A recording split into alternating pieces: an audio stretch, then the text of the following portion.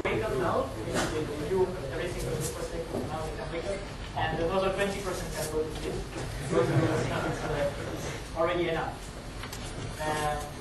Now in this lecture we will actually try to prove things. That's what we do.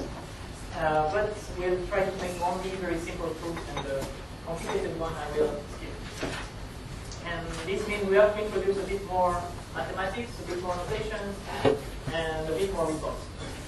And I will start by reminding you some very basic facts of probability theory. And hopefully these are either known or intuitively simple enough. I'll go through this slide. So there is what is called the union bound. And what it tells is that if you look at the probability that one of two events occurs, then it's less than the probability of the first event plus the probability of the second event. Yeah, that has very clear intuitive meaning. And well, if you don't trust it, then please refer to probability books.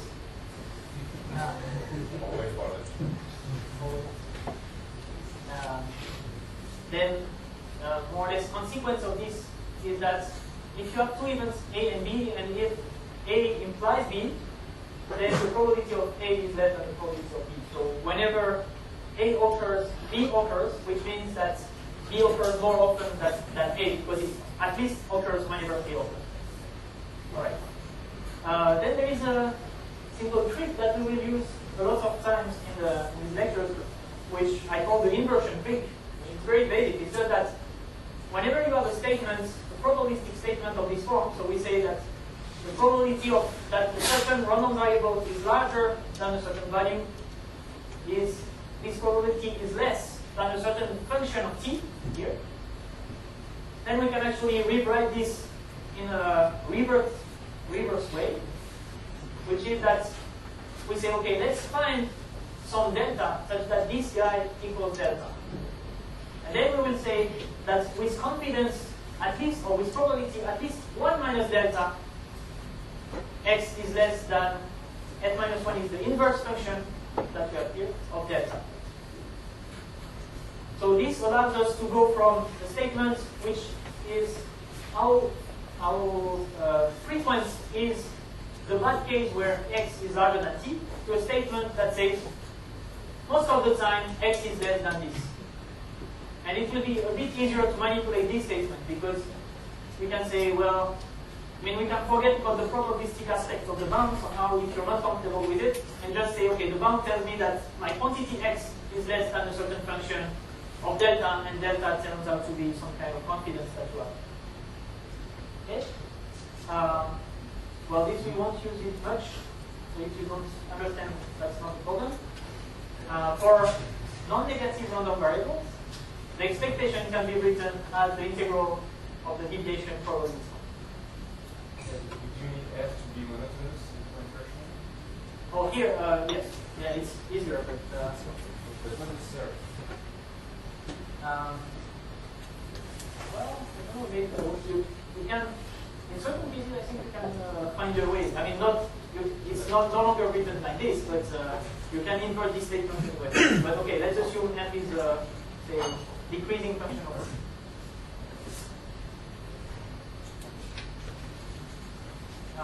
Okay, Jensen's inequality, that's also something that you have heard before, hopefully.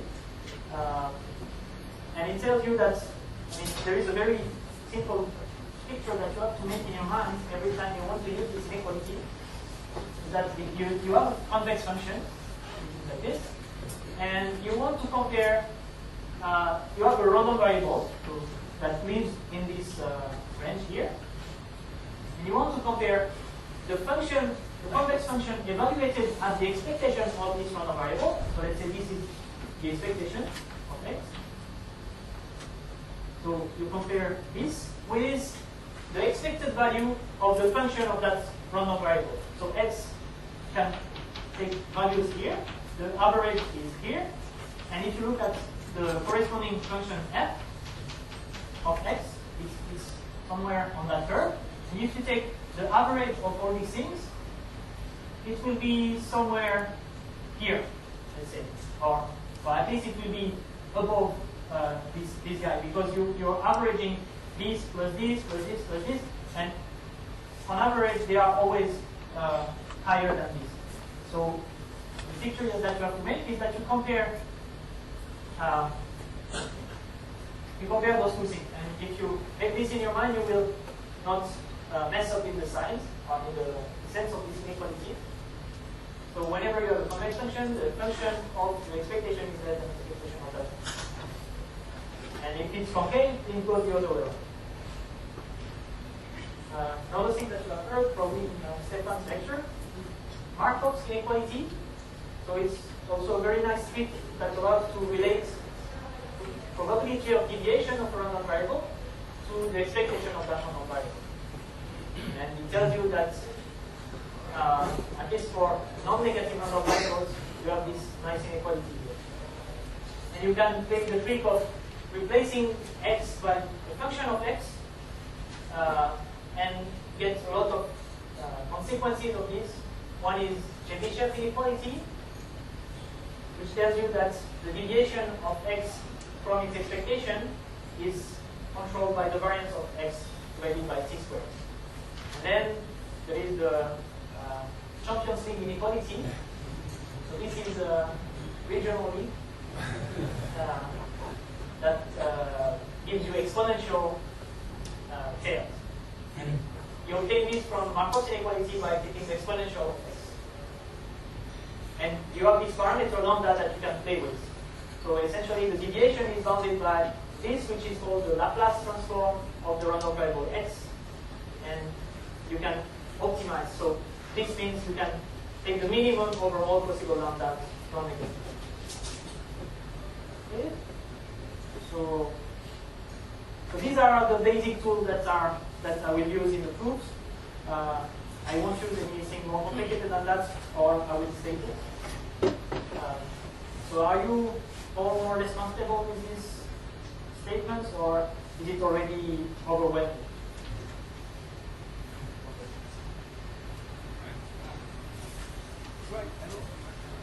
Okay, so recall that we want to get what I call bounds, and which probability bounds on the quantity, which is the risk of the classifier IOT, and I recall how it is defined.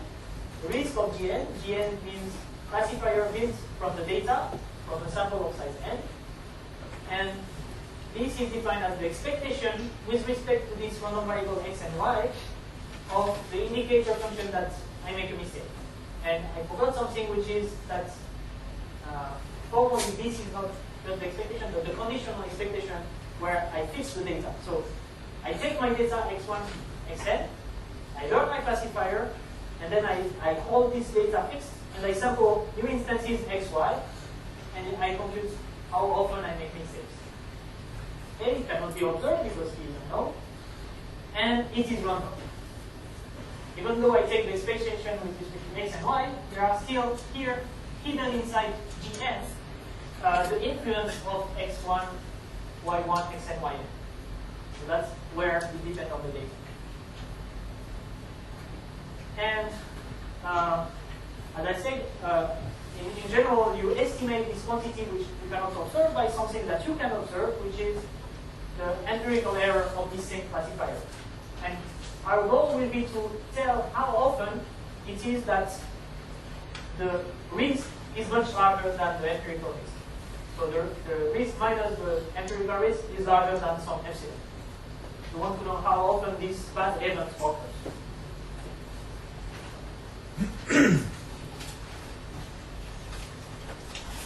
So some more notation, but that will turn out to be very convenient to write formulas later on. So we have these two random variables x and y. It's a bit annoying to write x, y every time. So I just call this pair zi, okay? And z is xy. But now I forget about the fact that I have one instance, one label. I just say one example. Okay? And given the class G for classifiers, which means function from x to y, I define another class which is called the loss class. I call it f, which is for each function G in my set of classifier, I build a function f that maps x and y to this quantity, which is 1, where whenever g of x is known, and 0 when it's for x. So already the notation is very clear, but for each function, how to make a picture of that? Let's say I have functions g that go from x to y, and for each such function, so g is to each x associated to y, so like this, and for each such function, I have a one-to-one correspondence to functions that I call f that take an x and a y and compute whether I make a mistake or not using this g, right? Which is indicator that g of x is equal to different. It's just a way to handle things a bit easier. Okay, and now given this function, so what is important is that for each function g in the class G, I have one function f in the class f, and the other way around. For each function f in f, I have the function g in g. So I will use them equivalently. So I will sometimes not even mention which one I use of those two, but it should be clear from the context.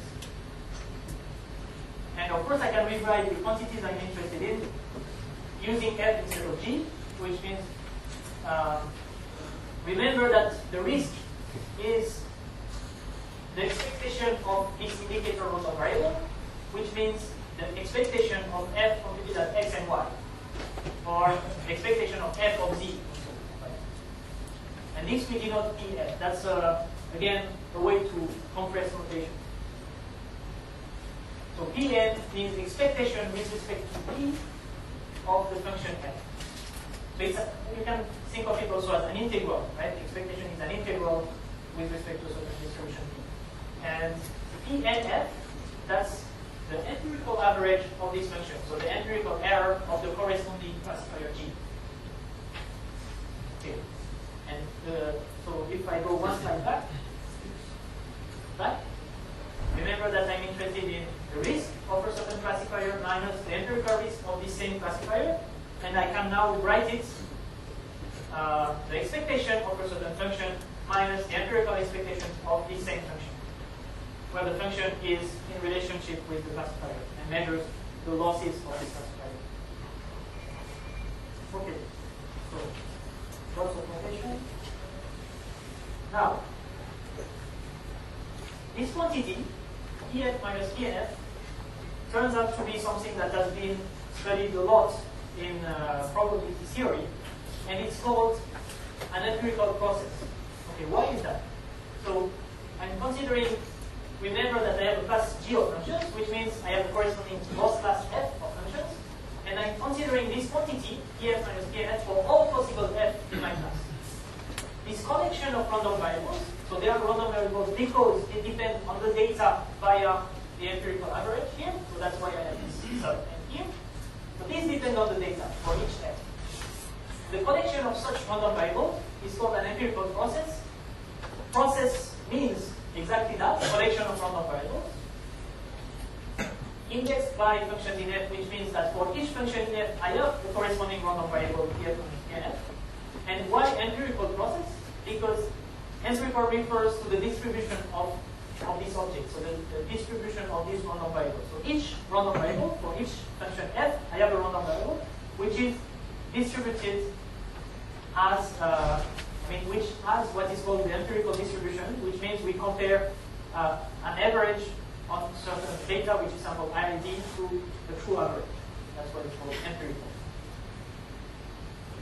And there exists a lot of techniques that have been developed in empirical processes theory to control this quantity, the worst difference over the class type of function. And we'll see why this is really a key quantity in learning. Yes?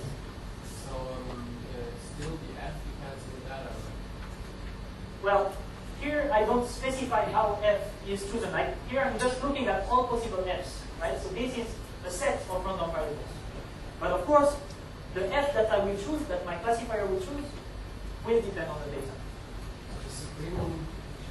Here? Is it somehow average over all possible values? Oh, no. So here I have, for each f, I have a certain value, and I take the maximum value. So I take the function. For one fixed data set, I take the maximum value of this random variable. And of course, this depends on the data. The f that I will pick here, yes, you're right, depends on the data. Can you comment on why you take the deviation only in one direction? Don't take the sum of Well, okay, yes, that's a good point. Usually, I mean, there are two quantities that are of interest. Usually, this one, where you take the absolute value of the difference, so for the function f, and the one that I have written. And the reason why you can consider this is that you're only interested in general, say, in bounding the true risk from the empirical risk. So if you know the empirical risk, then you obtain a bound on the true risk, and you don't really care about the other direction, which is bounding the empirical risk in terms of the true risk, because you don't really observe. But okay, in certain, when you derive certain bounds, you may also use this.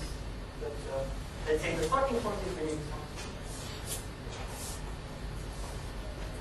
We may gain more knowledge with this approach, but it makes things more motivating. Okay, so this is really the key quantity, and I will try to, I have a certain number of slides to emphasize why it's the right quantity to look at and so on. So another little picture that I can draw. So I'm going very slowly, but trying to really make this idea clear. Really the core of learning theory, statistical learning theory. So one way to think of what is this empirical process is the following diagram. Yeah. Here, on this axis, you imagine that you have your class f of function. And so this is f1, f2, and so on. This is your collection of functions. Here, you plot the value of this random variable pf, let's say pf. So, which means the error that this function makes. So let's say it's here, here, here. Okay, so you can imagine that you have even a continuous class of function, and you have certain each function makes a certain mistake, and that's the mistakes, the true error, the risks of these functions. Now, if you look at a fixed function here, and you compute the empirical error on a certain data set, and it will be maybe here, so it will fluctuate if you repeat several times the sampling of the data. But what is clear is that on average, if you sample long enough and you make the average, you will end up here, because the average empirical error over sampling of the data is the risk, is the true error. So at each f, you have this random variable that fluctuates around p of f, and that's pn of f. Okay? And this is true everywhere here. So here also you have the random variable that fluctuates. And your empirical process is really this collection of random variables that fluctuates. You know the expectation of those random variables, but and for each sample, you will have a different value. So if I take one sample, maybe I will be like this. If I take another sample, I will be like this. So this is P of f, and this is one Pn of f, another Pn of f. Okay, but on average, if I look at the fixed point, on average, the values taken by this random function will be here at the truth. So it's an ugly picture, but it really tells you what's going on. You have this fixed function pf, and you have another function that fluctuates around. And what you're trying to look at, I mean, this supremum that I mentioned is the maximum value of the difference between PF and PNF.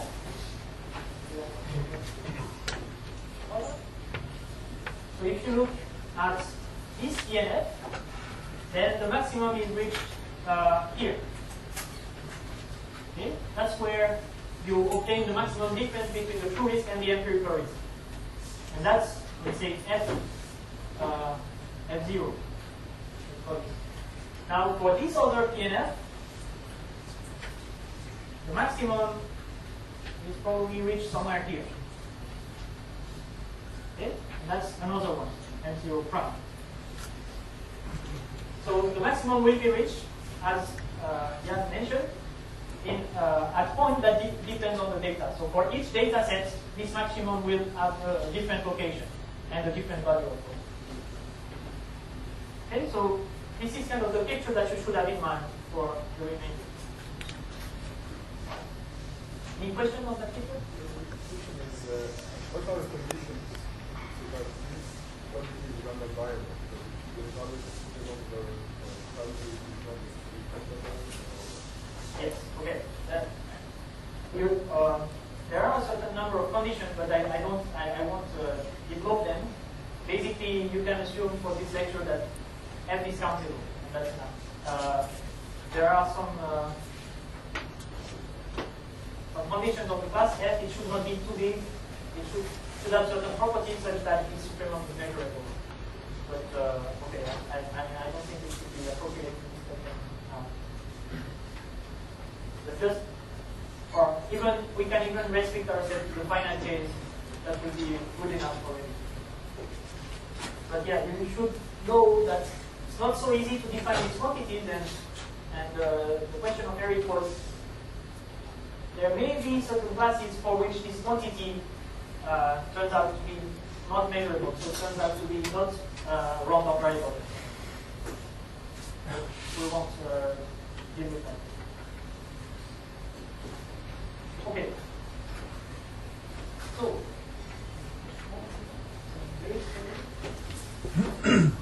so there is this magic property of probabilities, which is called the law of large numbers. That's something very intuitive, and it tells you that if you have a random variable, let's say you flip a coin, and you have 0 if it's head and 1 which is if it's tails, and you look at these values 0, 1, 0, 1, 0, 1. On average, it should be 1, right? Because it's equally likely that it will land on tail and land on head. So, but if you do 10 times flipping a coin, then you won't have 1/2 of the trials which are head and 1/2 which are tails. So maybe you have 3 heads and 7 tails, or 5 heads and or 6 heads and 4 tails, or maybe 5 heads and 5 tails. Okay, but you can't expect to have this all the time. But if you do it long enough, let's say instead of 10 trials, you do 100 trials. Maybe you have 51 tails and 49 heads. And so on. And what the law of large number tells you is that if you do it long enough, then the fraction of head versus tails will converge to 1. Okay? And that's this statement here, written in mathematical terms. It tells you that, so n is the number of times you do this head and tails game. Here it's our sample size, because that's we have an indeterminate IID sample. We compute the empirical average of a certain random variable. Here, the error that we make on the sample. Okay, we repeat a certain number of times, we make the average, and we compare this to the true expectation. It turns out that if we have enough sample, this will go to 0 with probability 1, which means all the time, whatever sample we have, if we keep getting new data in the limits, the empirical average will converge to the true average. Okay, so that's very nice, because it tells us, well, the empirical risk is not such a bad measure after all. If we have enough data, it will be very close to the true risk, so that's fine. Okay? And of course, maybe this convergence is very slow. So our main goal will be to quantify how fast is this convergence happening. And there is a very nice tool for that, which is called Hoeflding's Inequality. You saw it before, I think, in Bernard's talk. And in some sense, it's a quantitative version of the previous slide, the law of large numbers. And okay, we assume random variables, but here our random variables are the errors made by the classifier, and F here is a fixed classifier. I just take one function in my class, and this in the loss class, which means this can take value 0 or 1 only. It's bounded, so fine, no problem. I can apply this inequality. And this inequality tells you if you have random variables that are bounded between A and B, then the difference between the true, the empirical average and the true average of that function can be larger than epsilon only on a very few number of times, and this is quantified by this exponential here. So the larger epsilon, the smaller this quantity. And this is exponentially decreasing. Okay? But okay, here it's not clear what it means yet, because it's a bit not very easy to manipulate this quantity. So I will do this inversion trick. Remember, I want to convert the bad events into good events with high probability. So I'm looking actually at the opposite thing. So I do what I explained before. I say let's take delta equal to this quantity, and delta will be the confidence. Hopefully it will be small. So we set delta equals to this. And we can rewrite, so we invert this function. We try to express epsilon as a function of delta, which is made here. So that's epsilon as a function of delta. And we obtain that the probability that this is larger than this new epsilon is less than delta, which gives us this statement here. So now we can think of delta as a small quantity, let's say 1%. And we know that Hoeflding's inequality tells us that with large probability at least 1 minus delta, the difference between the empirical and the true average will be bounded by this function here. And what is important in this quantity, okay, these are constants, what is important is the sample size.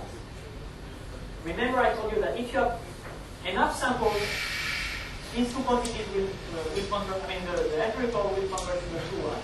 And this is exactly quantified here. If you take n to infinity, then this goes to 0.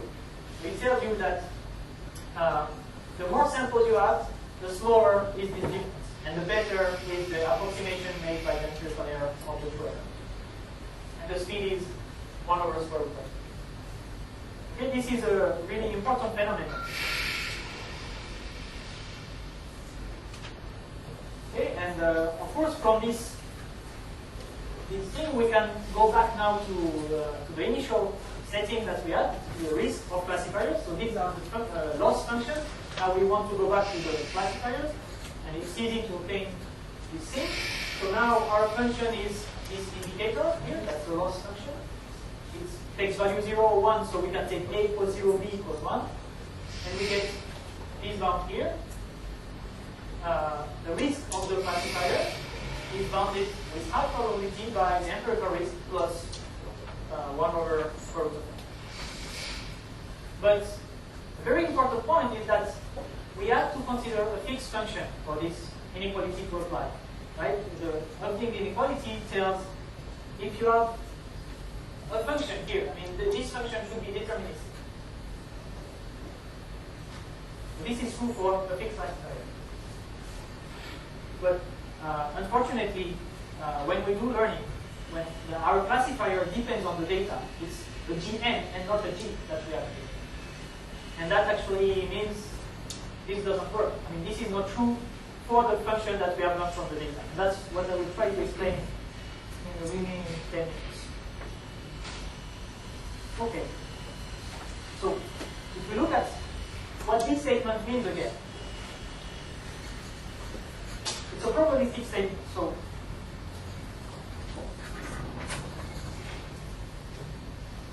if you look at the set of possible samples that we can take from our distribution. So essentially, it's all possible sets of n pairs. So from the 30x, 31 to the end. Okay? So these are all the samples that I can. And one point in this space is a data sample. So the statement that we just made is that if we look at the fixed function, then a lot of these samples will satisfy Hoefding's inequality. So maybe this set of samples will satisfy Hoefding's inequality. So for all these samples, we have Pf minus Pnf less than square root of, let's say, log 1 over delta over 3. Okay? And for the rest, it's the opposite statement as well. And that's true for one function f. Now if we take another function, maybe it's another set of samples on which the corresponding statement is true. Maybe it's this. It's still a lot, but not the same, maybe. So that's for another f. And if we keep doing that, maybe we take another f, and the statements hold for these samples. And if you see that if I keep adding new functions, then I will have every time probably a different set of samples that satisfy my inequality. So in the end, if I want this inequality to be satisfied for all my functions, then I will only have a very limited range or limited set of samples in which the inequality will be true for all of them simultaneously. That's exactly what I will try to characterize the size of these smaller sets.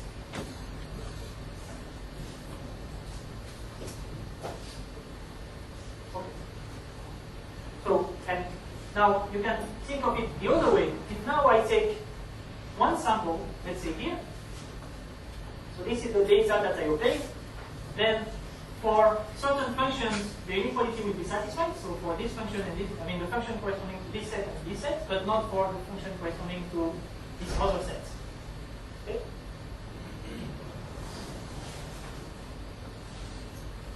So this means what we have done so far is very limited because we need to bound the difference for a function that depends on the data, and we only did it for a function that is fixed.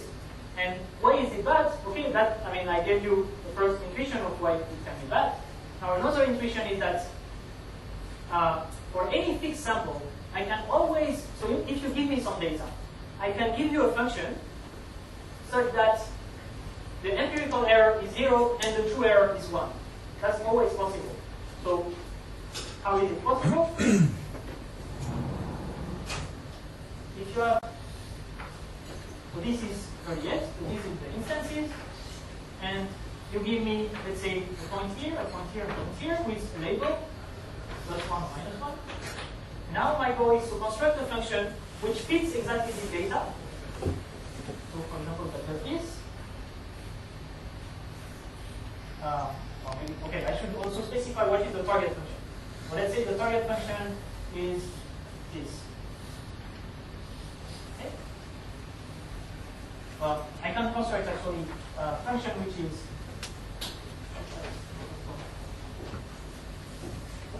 this is the target. These are my data samples. Now I construct a function which is exactly the opposite of the target. Okay? But such that at these points, at the data points, it's correct. It means it's consistent with the data. Like this. Okay? And it's fine. And here it's fine. So I have a function which is consistent with the data, which means Pnf is 0. But if you do the integral of the difference between my function in red here and the white function, then it's exactly 1.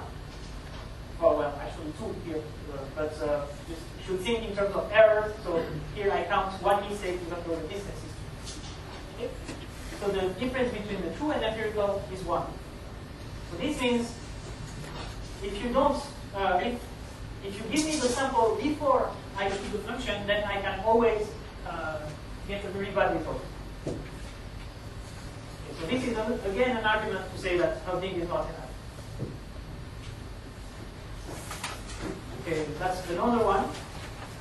Similar flavor. So this is actually this picture here, the picture that I showed before. So you have your function class. You have the true risk of these functions, which is here. And for a fixed sample, you have the empirical error on that fixed sample. And you're trying to look at, if you look at the fixed function, then this, as I said before, this fluctuates around the true risk. But if you look at many functions and you look at the maximum, it can be very big.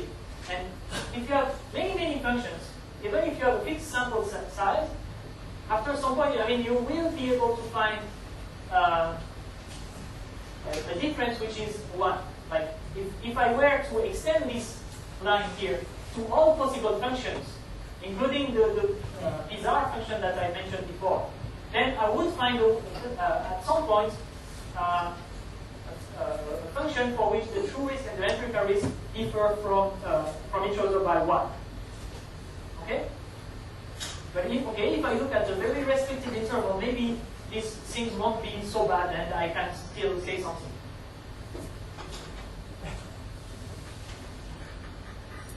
Okay, so that's where the supremum comes in. Again, same thing, we foresee the data, we don't know which function the algorithm will pick. So an easy trick is to replace the error or the difference between the true risk and the empirical risk of the classifier by the worst case over the classifier, the supremum difference over this classifier.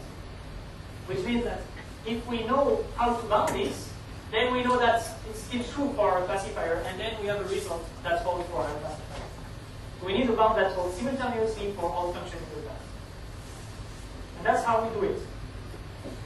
That's where the union bound comes in. So let's start very easy. Let's say we have two functions, okay, F1 and F2. So we consider the sets of examples where these functions do not satisfy Hoeflding inequality. So that's the bad sets. So if we have a sample in this that ends up in these sets, then we're in trouble. Okay, that's CI, and we know by Hoeflding inequality that the probability of ending up in that set is small. Fortunately, it's bounded by some delta. And remember, we have some sort of relationship between epsilon and delta. But now we want to bound the probability that one of the bad events, like either we have a sample that does not satisfy Hoeflding for F1 or for F2.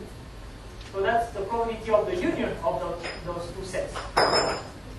And there is this nice inequality which bounds this probability by the sum of the two probabilities.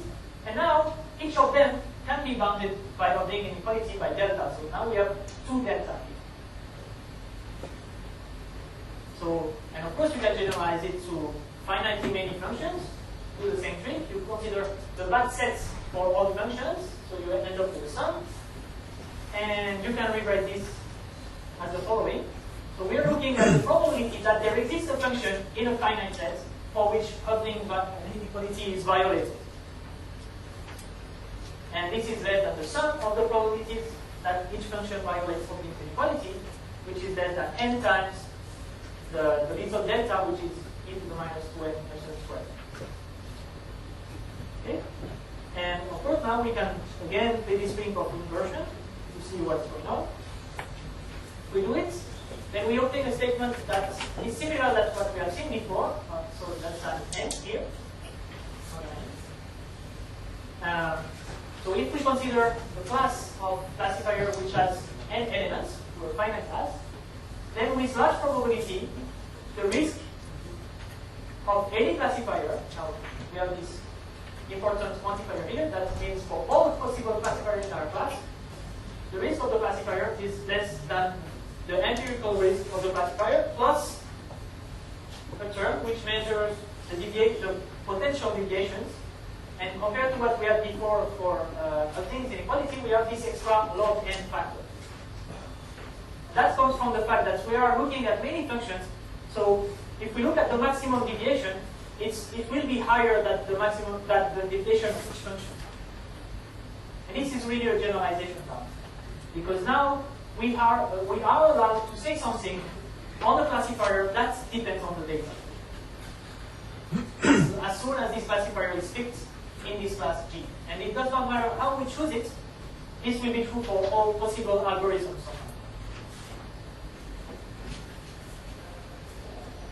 And okay, we can convert these previous statements into a different flavor of bounds. So here we have what I call an error bound, which relates the true risk to the empirical risk, but we can relate the true risk to the best in the class. So we consider the best classifier in our class. Since Gn minimizes the empirical error in the class, then the empirical error of G star is larger than the empirical error of Gn. And this allows us to go through this series of inequalities. And in the end, we are able to bound the true risk of our classifier by the true risk of the best in the class plus twice the supremum of the difference between risk and empirical. And that's something that we know how to bound, what we just did. So immediately it gives us this inequality here. So it's again almost the same, but instead of the empirical risk, now we compare to the best risk in the class. And if we look at how this depends on n, the number of classifiers in my class, then if we have more and more classifiers, then the best will be closer and closer to the to the target. So this term will decrease as n increases. But these terms increases, but only logarithmic. So it's pretty good. It tells you that you can have a large number of functions in your class and you still have a reasonable control on the error. And again, this is an n, not an n. And you see that the dependency n is 1 over square root of n. So if you have more samples, you get a tighter bound. Okay, so let's summarize a bit what we have done in these first two lectures. Yes?